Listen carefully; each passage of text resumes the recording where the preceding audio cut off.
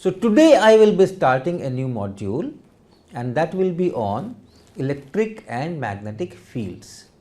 You must remember that electric field and magnetic field are always around us, because light is always around us and radiation is always around us, and these are nothing but combinations of electric field and magnetic field. We have several times talked about these fields when we were doing optics. So, in this module I will be talking more fundamental things about these fields, how they are produced and what kind of effects they produce on charges or currents and so on and so forth. To start with, let me repeat the experiments that we used to do when we were kids in class say standard 6, 7, so on, charging by rubbing and then attracting small pieces of papers and all those things. So, I have some 2-3 experiments here. Let us first enjoy those experiments. So, the first one is let us take this plastic straw, and I have some pieces, small pieces of paper, and let me rub it with my shirt. So, I do it here, I just rub it once and bring this close to these paper pieces, and you see what is happening.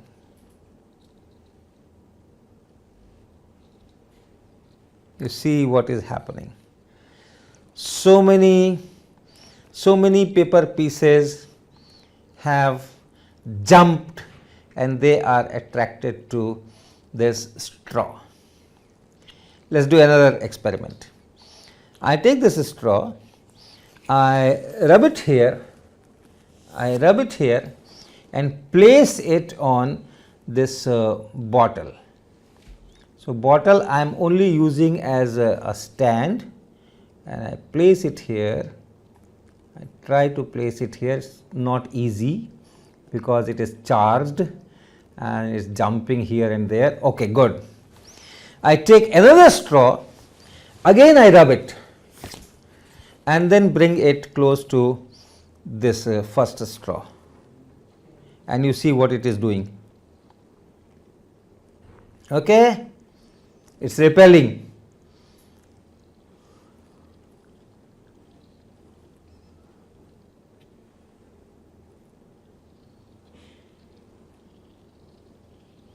So, like charges repel, unlike charges attract, and a charge and a neutral object also attract. These paper pieces were neutral and this straw was charged, still there was an attraction.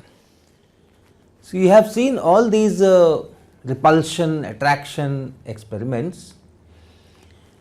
The starting point for discussing these electrical forces is the Coulomb's law, and that is, if you have two charges or two objects, let us say object A and object B, and you have charges placed on these objects, Q1 charge here, Q2 charge here, and the separation between them is, let us say, R.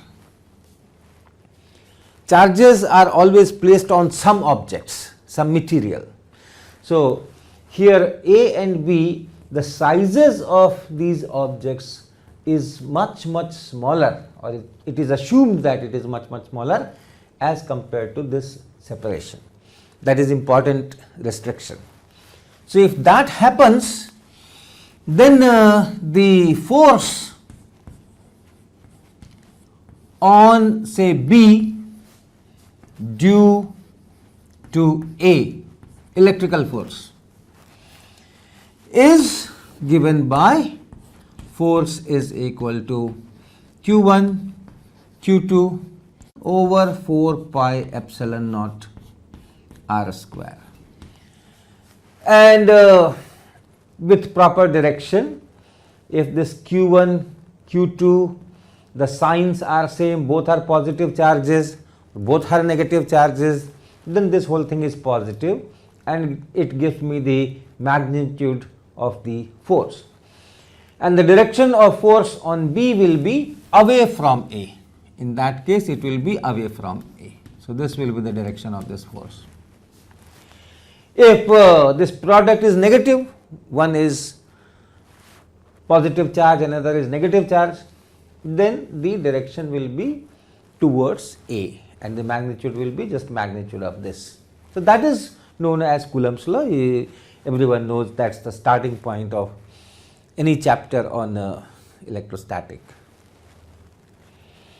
All right. What I want to emphasize is that this is essentially a two-step process. Force on B due to A, force on this charge due to this charge is essentially a two-step process. The first step is that this charge Q1 produces something called electric field. Okay. So, that is first thing, charge Q1 produces electric field. And how much electric field, in which direction? So, the electric field is given by Q1 over 4 pi epsilon naught r square. And in which direction? If this Q1 is positive, it is away from A, away from that charge. If Q1 is negative, it is towards that charge. So, that is the rule for charge producing electric field. Of course, the charge should be stationary in your frame for quite some time. Those restrictions are also there, but in those conditions, electrostatics, which we call, this charge produces this much of electric field. And not only at B, it produces electric field everywhere. Wherever you want, you can take a point and ask how much is the electric field produced by this there. If the charge is there, this Q2 charge is there in the field of Q1, that is the second step now, that this charge Q2 finds itself immersed in the electric field which is produced by this Q1, and this field exerts force on Q2. So, the force on Q2 comes in that second step.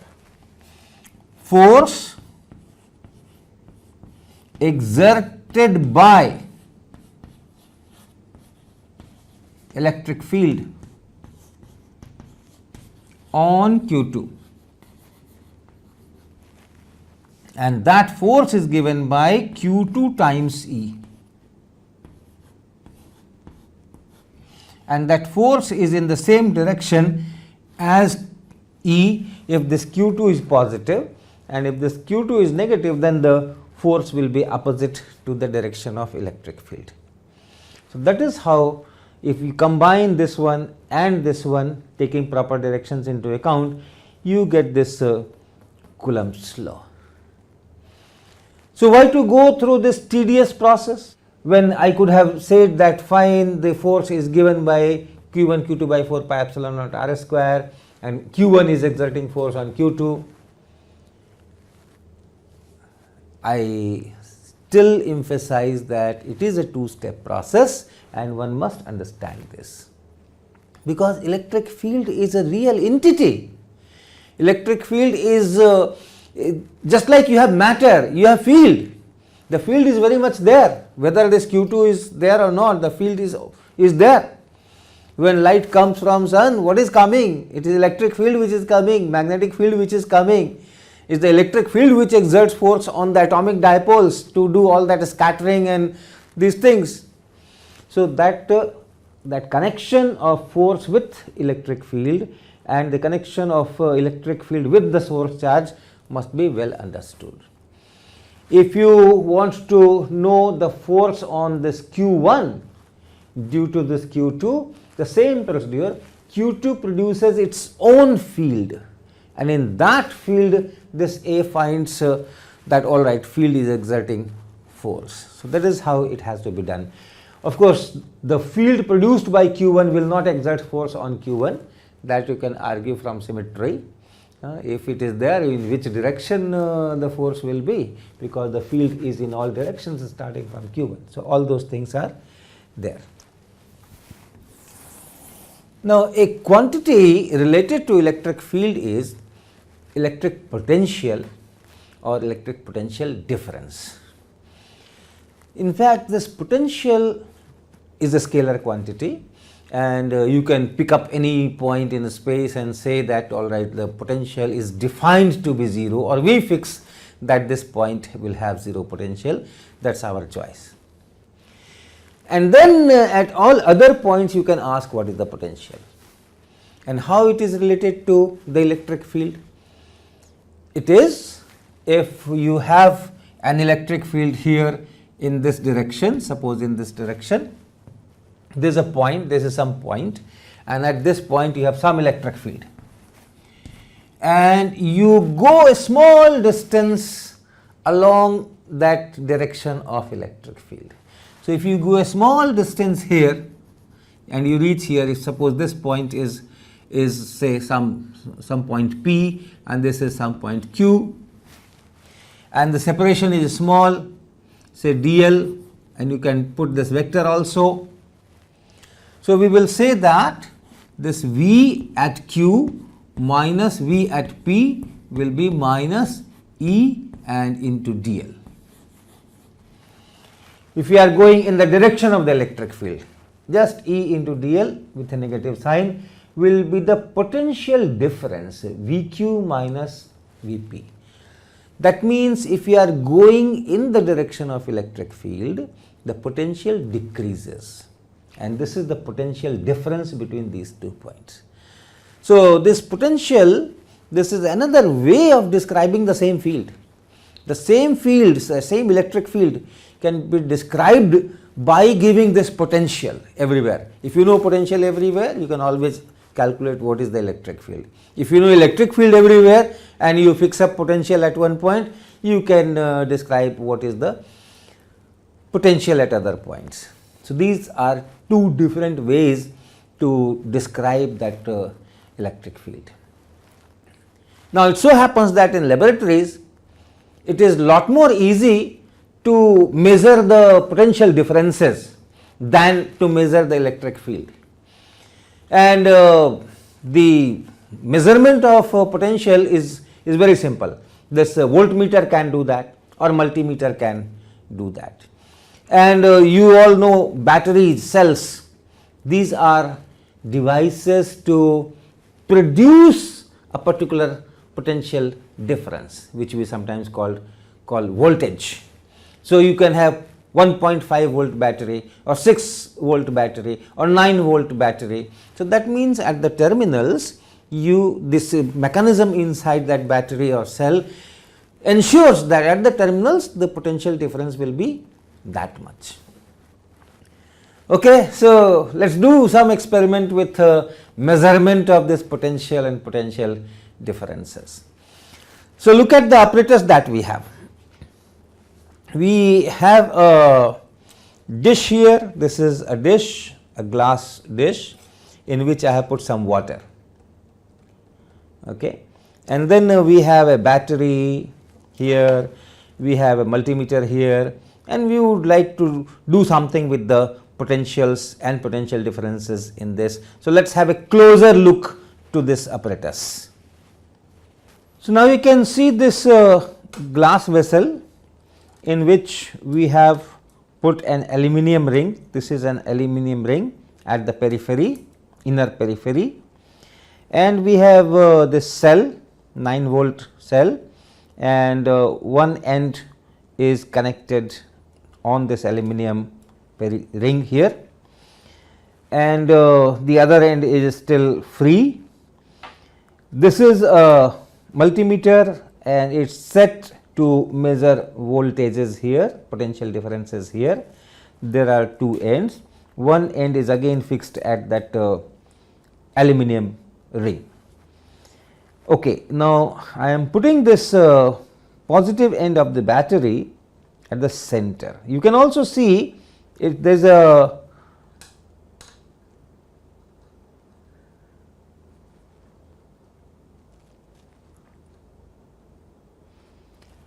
you can also see this is a paper on which this glass vessel is placed, and there are lines marked and circles marked.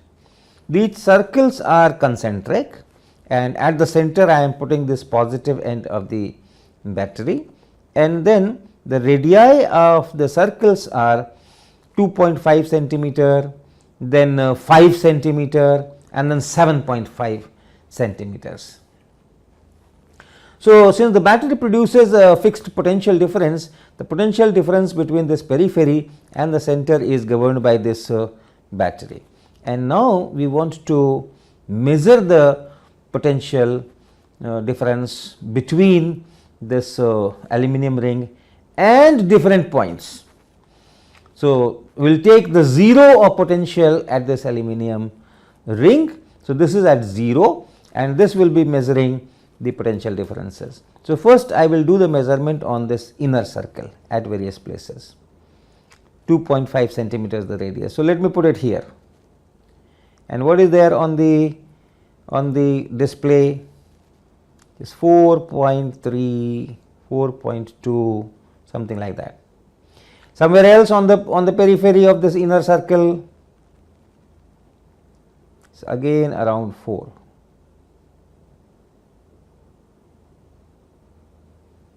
3.8, 3.9, somewhere here, yes, 4.2, 3.9, around 4 volts.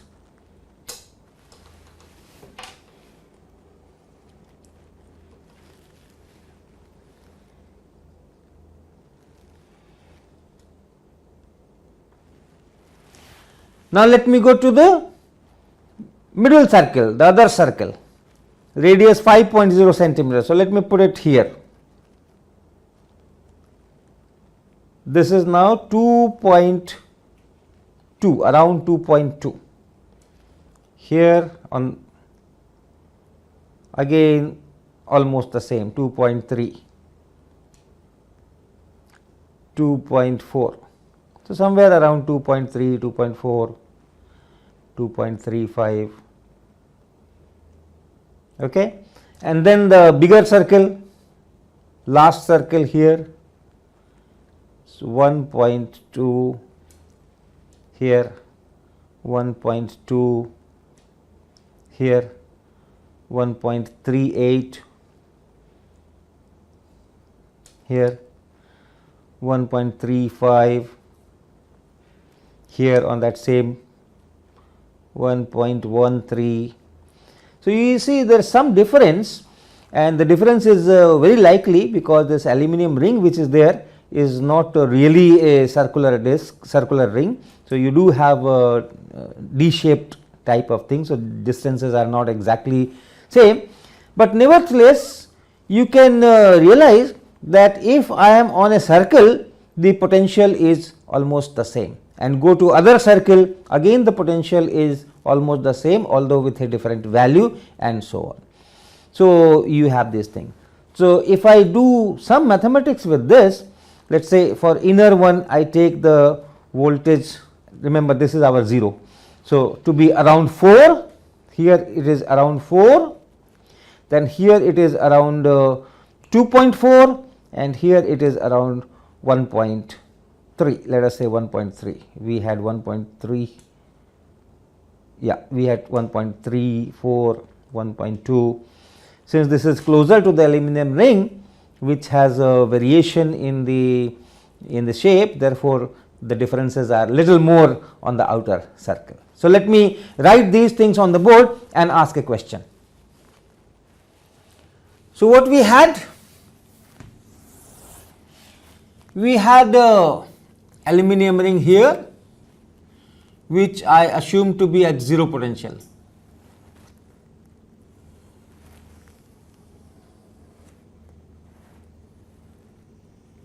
This I assume to be at 0 potential.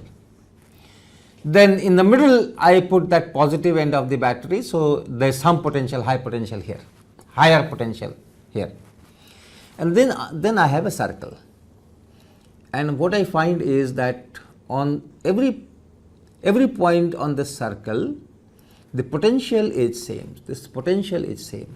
If this distance is r, you can ask what is the potential V at this distance r, no matter in which direction. These potentials are all same.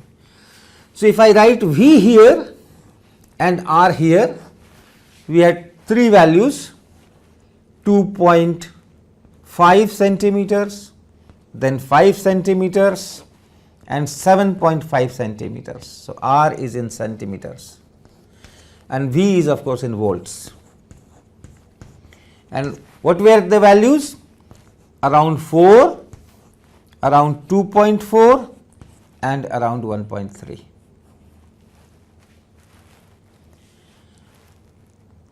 You have just 3 points here. Of course, one can measure at many more points, but with these 3 points, can you guess what is the functional dependence of this potential on this R? As R increases, this potential decreases, that is fine. But what kind of dependence is this? Whether it is 1 by R type or 1 by R square type or some other functional form between this V and R, try to guess.